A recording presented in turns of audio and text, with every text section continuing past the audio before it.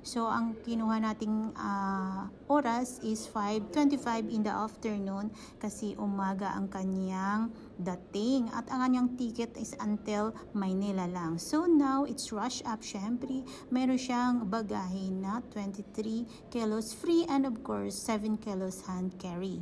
So, medyo kamahalan ito, my love. Pero, it's okay lang.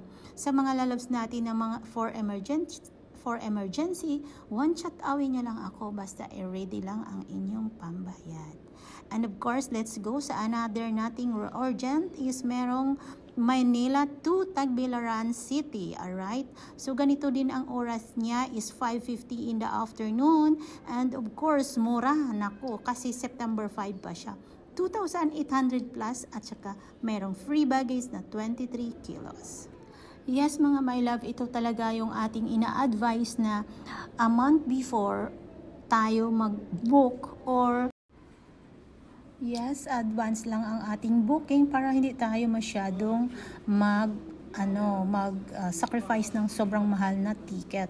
So, kagaya nito ni Kabayan, Bongacious, so, morang-mora, diba?